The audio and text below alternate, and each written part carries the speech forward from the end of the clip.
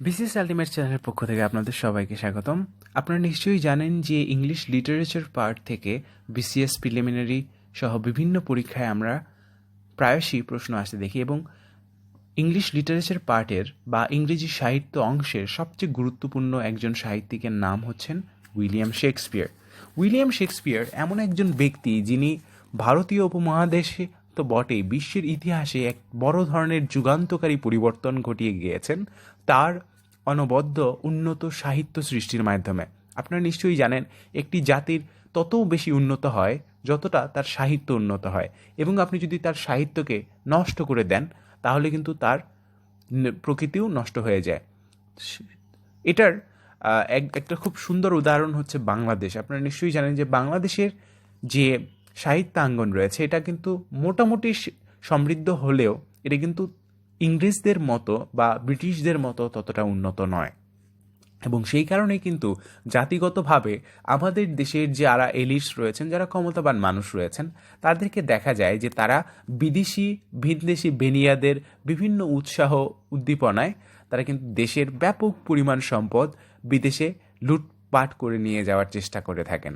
ঠিক আছে, এবং তারা কিন্তু নিজেরা নিজের জাতির যে উন্নয়নের একটি বোধ রয়েছে বা সেই ধরনের যে একটা মানসিকতা রয়েছে, সেই মানসিকতার ততটা পক্ষপাতী নন আসলে।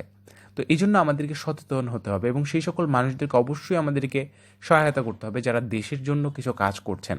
তো চলুন বন্ধুরা, আজকে আমরা জেনে নেই উইলিয়াম শেক্সপিয়ার সম্পর্কে খুবই গুরুত্বপূর্ণ কিছু তথ্য, এবং আজকে আমরা তার বিখ্যাত বিখ্যাত যে নাটক রয়েছে। আপনারা নিশ্চয়ই জানেন উইলিয়াম শেক্সপিয়ার ছিলেন একজন ব্রিটিশ নাট্যকার, এবং এই নাট্যকার তিনি কিন্তু শুধু সাধারণ কোনো নাট্যকার ছিলেন না, তিনি ছিলেন একদম অসাধারণ একজন নাট্যকার যিনি তার নাটকের মাধ্যমে ব্রিটিশ কালচারকে, এবং শুধু ব্রিটিশ কালচার নয় বিশ্বের ইতিহাসকে পরিবর্তন করে দিয়েছেন। আপনারা নিশ্চয়ই জানেন যে উইলিয়াম শেক্সপিয়ারের যে উক্তিগুলো রয়েছে সেগুলো থেকে প্রায়শই আমরা বিভিন্ন রকম প্রশ্ন আসে দেখি।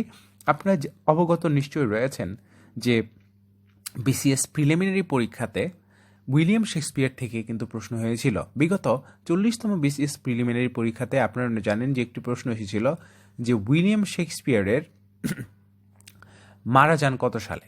তো সেই প্রশ্নটির উত্তর কিন্তু হচ্ছে 1616 সালে তিনি কিন্তু মারা যান। তার জন্ম হয় কিন্তু 1564 খ্রিস্টাব্দে এবং তার মৃত্যু হয় 1616 খ্রিস্টাব্দে, এবং তার যে সর্বশেষ সাহিত্যকর্ম সেটি কিন্তু হচ্ছে দি টেম্পেস্ট। তো চলুন আজকে আমরা উইলিয়াম শেক্সপিয়ারের হ্যামলেট নাটকের কয়েকটি উক্তি জেনে নিই। এখন আমরা যে উক্তিগুলো পড়ছি সেগুলো হ্যামলেট নাটকের। হ্যামলেট নাটকে প্রিন্স হ্যামলেট বলেছেন, a little more than kin and less than kind.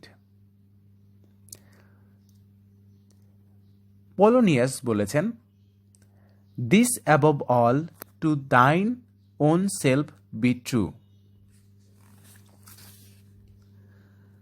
পোলোনিয়াস তার আরও অন্য জায়গায় বলেছেন সেটি হচ্ছে, though this be madness yet there is method in it. স্পার্কনোসের যে বক্তৃতা রয়েছে সেখান থেকে আমরা দেখতে পাচ্ছি একটি উক্তি রয়েছে, সেটি হচ্ছে, there is nothing either good or bad but thinking makes it so. অর্থাৎ ভালো বা মন্দ বলে কিছু নেই, কিন্তু মানুষের চিন্তার কারণেই সেটি ভালো বা মন্দ হিসেবে বিবেচিত হয়। এই উক্তিটি কিন্তু অত্যন্ত সুন্দর একটি উক্তি, এটি কিন্তু করেছে spark notes.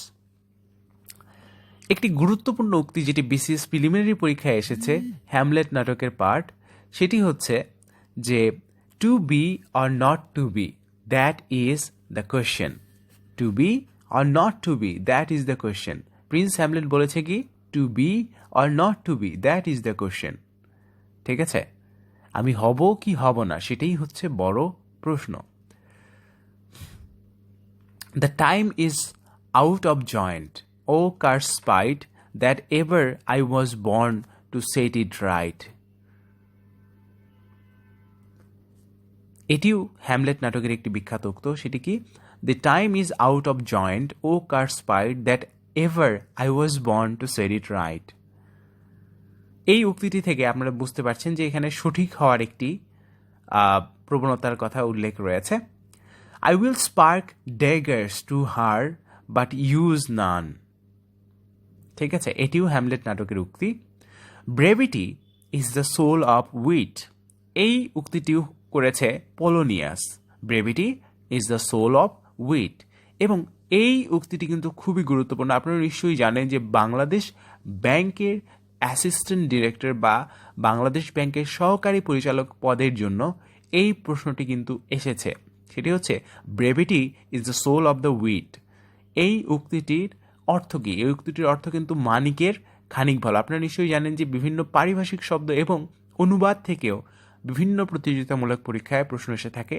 Brevity is the soul of the wit, এই উক্তিটির অর্থ বাংলায় কিন্তু দাঁড়ায় মানিকের খানিক ভালো। Brevity is the soul of wit, এই উক্তিটি কিন্তু করেছে পলোনিয়াস। প্রিন্স হ্যামলেট আরও বলেছে, যেটি হ্যামলেট নাটকে,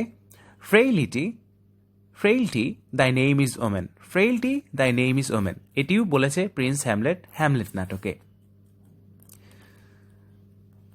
কিং ক্লাউডিয়াস হ্যামলেট নাটকে বলেছে, when sorrows come they come not single spice but in battalions, অর্থাৎ যখন দুঃখ আসে তখন অনেকগুলো দল বেঁধে আসে।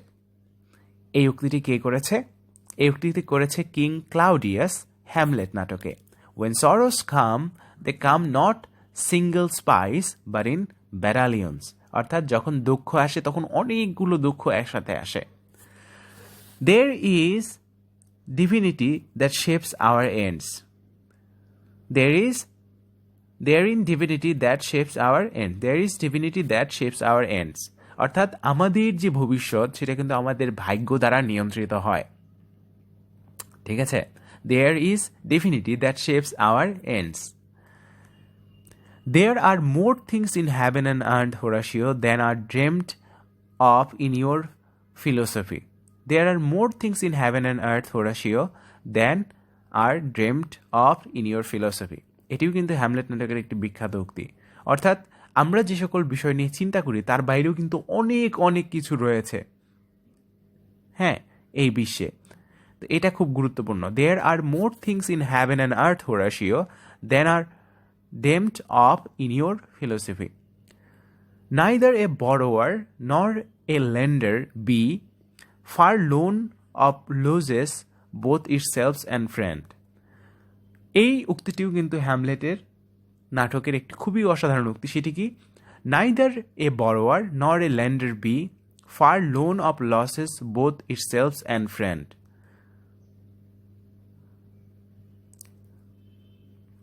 Neither a borrower nor a lender be far loan of losses both itself and friend. অর্থাৎ কখনোই একজন ঋণ গ্রহীতা বা ঋণদাতা হয়েও না, এতে করে তুমি তোমার বন্ধু হারাতে পারো এবং তোমার ঋণকৃত যে অর্থ আছে সেটাও হারাতে পারো। আপনারা নিশ্চয়ই জানেন যে ঋণ কেন্দ্রিক যে ব্যাপারগুলো রয়েছে সেখান থেকে কিন্তু আমরা দেখতে পাই যে আমরা যদি আমাদের খুব কাছের কাউকে অথবা যে কাউকে কখনো ঋণ দিই তখন সেই ঋণের টাকা অনেক সময় আমাদের ফেরত আসে না, আবার যদি সেটা ফেরত আসেও সেটা কিন্তু সম্পর্ক নষ্ট করে। তাই এই কারণেই এই হ্যামলেট নাটকে এই উক্তিটি অত্যন্ত বিখ্যাত। সেটি হচ্ছে, neither a borrower nor a lender be far loan of losses both itself and friend.